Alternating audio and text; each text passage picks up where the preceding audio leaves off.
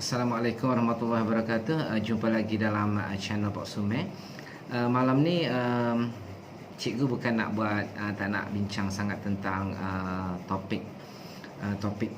setiap topik untuk silibus matematik, tapi cikgu just nak sharing untuk tempoh beberapa ketika ni dalam tempoh cikgu membuat ulang kaji dengan pelajar-pelajar tingkatan 5. Jadi sebenarnya dah bertahun-tahun lah kita dah sedar tentang benda ni, iaitu tentang beberapa topik asas yang tidak dikuasai oleh para pelajar ni dalam bidang matematik ni, menyebabkan mereka menghadapi kesukaran untuk jadi seorang yang cakna matematik, untuk jadi suka dengan matematik. Sebab ada pelajar tanya, cikgu macam mana nak jadi bijak matematik, macam mana nak jadi best pelajar matematik, mudah faham dan sebagainya. Jadi kalau pada cikgu, matematik ni adalah merupakan satu kemahiran.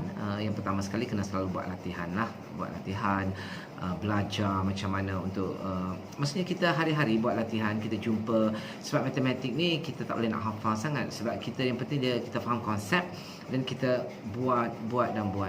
Jadi apapun dalam video ni cikgu nak bincangkan beberapa hal lah tentang topik asas kalau nak jadi seorang yang suka matematik, cakna matematik, rasa matematik ni mudah.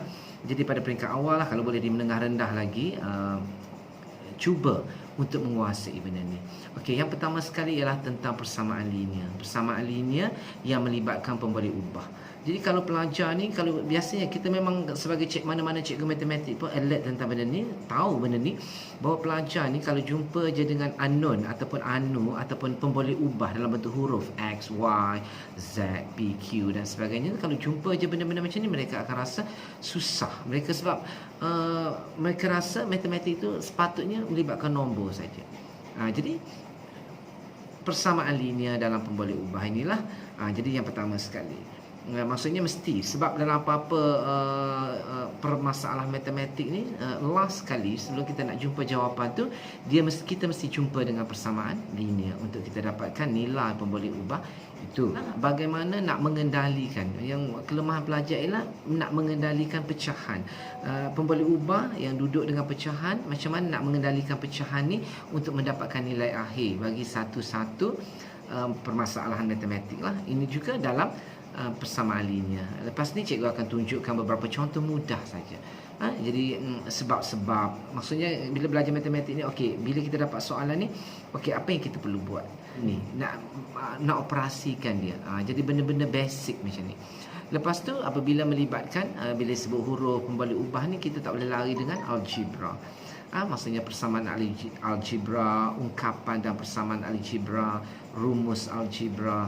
Jadi kalaulah pelajar itu boleh menguasai topik algebra ini dari segi hukum-hukum algebra, dari segi macam mana nak mengendalikan huruf-huruf, nak mengungkapkan satu sebutan kepada sebutan yang lain, dan saya kira secara automatik pelajar ni akan dapat, maksudnya dia punya otak tu akan di-train as a person yang suka matematik. Sebab saya bercakap daripada pengalaman saya lah, sebab masa saya sekolah dulu, saya punya family lah, abang saya selalu menekankan tentang persamaan linear, algebra ni, hari-hari buat latihan tentang algebra ni, kita nak tukar rumus dan sebagainya. Jadi daripada situ, bila kita dah dapat menguasai benda-benda ni, kita akan rasa matematik ni tidaklah terlalu susah. Jadi cikgu nak tunjukkan beberapa contoh penyelesaian lah untuk topik-topik yang cikgu sebutkan tadi. Jadi ini adalah merupakan perkongsian tentang bagaimana lah, sebab kadang-kadang pelajar kan dia suka tanya cikgu, macam mana cikgu saya nak pandai matematik tapi saya lemah dan sebagainya. Sebenarnya tak semua orang tu lahir-lahir tu bijak matematik, tapi dalam apa juga benda, segalanya berusaha untuk faham apa yang cikgu ajar, dan kita kena ada extra effort lah untuk segalanya. Contoh ni kita tengok, ini merupakan persamaan linear dalam satu pemboleh ubah. Jadi 2x campur 10 sama dengan 18. Jadi tentu sekali kalau macam kes macam ni, kita nak mencari nilai x ini. Jadi dalam proses mudah dia, nilai maksudnya kita nak cari X. Bila kita nak cari nilai X ni, kita nak cari X. Jadi 10 ni kita tak nak lah. Jadi kita akan bawa ke sana. Bila kita bawa ke sana, maksudnya ke sana tu dia menyeberangi persamaan ini. Menyeberangi persamaan daripada tanda positif dia akan jadi negatif. Jadi tanda X, okey, 2X sama dengan sebelah sini dan memang dah ada 18 lah. Kita ada 18, jadi kita tolak dengan 10. Jadi, okey, makanya kita selesaikan. Okey, 2X sama dengan 8.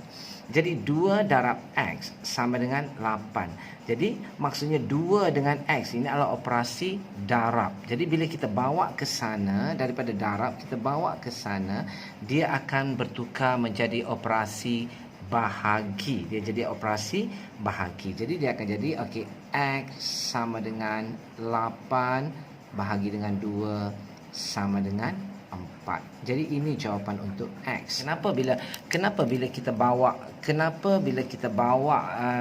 ke sebelah sana ni daripada positif 10 ni akan jadi negatif 10, dan kenapa 2 ni kita bila bawa ke sana dia jadi bahagi? Sebenarnya mana kita nak cari X ini, kat sini ada 10 kiranya bergabung dengan ditambah dengan 2X. Jadi untuk menghapuskan 10 ini kita akan buat sepatutnya, okey, 2X campur 10. Jadi kalau untuk nak hapuskan 10 ni kita kena tolak 10. Jadi sama dengan 18. Jadi kalau di sebelah sini kita tolak 10, di sebelah kanan pun kita kena tolak dia dengan 10. Jadi matilah. Jadi ini sebenarnya operasi asas dia lah. Kenapa? Jadi 2X sama dengan 8. Jadi kita fikirkan pula, kita kata tadi daripada darab kalau bawa ke seberang sana, ke seberang persamaan ini, dia akan jadi bahagi. Walau bagaimanapun, macam mana kita nak matikan 2? Sebab kita nak X. Bila kita nak matikan 2, kita kena bahagi dia dengan 2.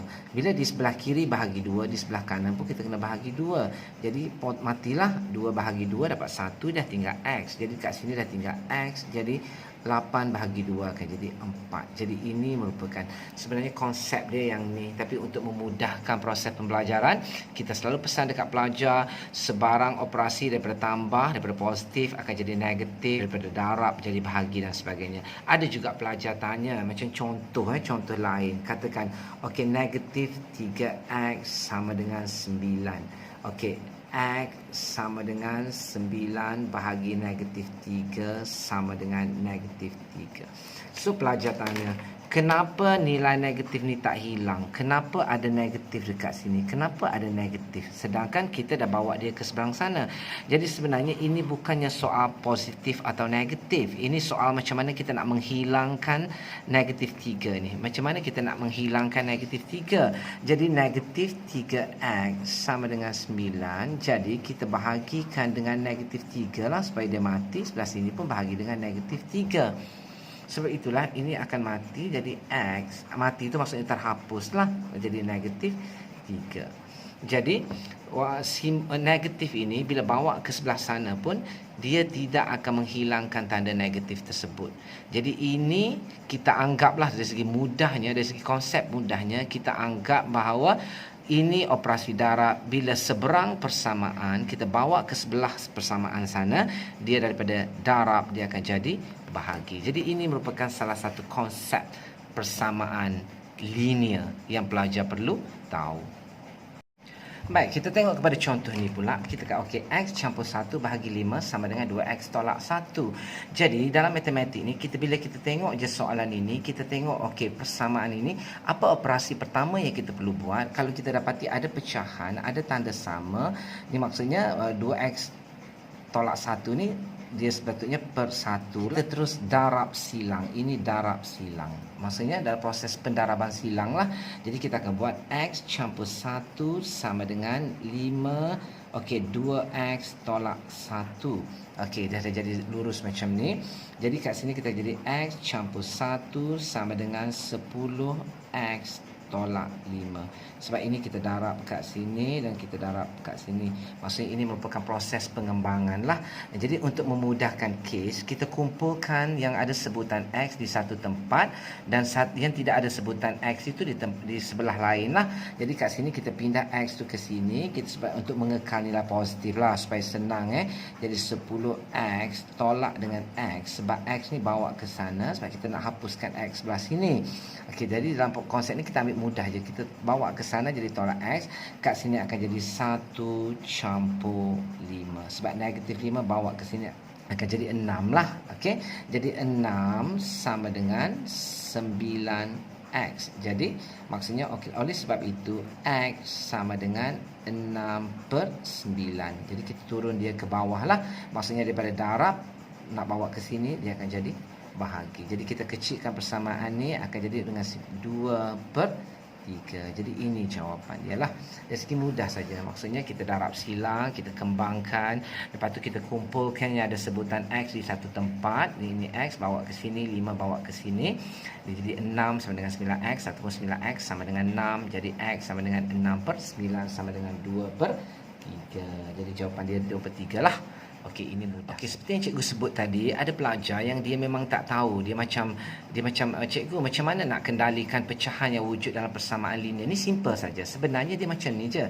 Okey, maksudnya ini satu sebutan 5/2, ini satu sebutan Y. Jadi 5/2Y sama dengan 10. Jadi kita boleh buat Y sama dengan 10 bahagi dengan 5/2. Dalam sistem matematik dia sama dengan 10 darab dengan 2/5. Jadi dengan 4. Okey, ini. Ataupun nak mudah lagi, nak mudah juga. Okey, kalau 5/2Y ni kita boleh je tulis dia sebagai 5Y/2 sama dengan 10. Okey, yang ni darab silang akan jadi 5Y sama dengan 20. Jadi Y sama dengan 20 bahagi 5 sama dengan 4. Jadi ini sama. Jadi konsep matematik tu mudah. Kita boleh je buat macam-macam mana yang kita rasa berpatutan, yang kita rasa kita boleh faham. Okey, ini merupakan persamaan linear. Okey, ini merupakan bentuk ungkapan algebra, Jadi kalau kita dapati dalam ni tidak ada tanda sama, makanya soalan ini bukan nak suruh kita mencari nilai lah. Maksudnya kita mencari nilai, tapi kita biasanya soalan ni akan berbunyi ungkapkan sebagai pecahan tunggal dalam bentuk yang termudah. Jadi maksudnya kita nak yang paling ringkas sekali. Macam mana kita nak buat? Kita dapati ini ada simbol bahagi. Jadi dalam ungkapan algebra ni kita kena tahulah daripada simbol bahagi ni, kita dalam konsep matematik kalau pecahan bahagi pecahan, jadi kita boleh tukar dia kepada darab dan kita pesongkan daripada penyebut jadi pengangka jadi penyebut. Jadi yang ni kita akan buat 4 campur dengan M bahagi dengan M darab dengan M kuasa 2 per dengan 2 tolak M.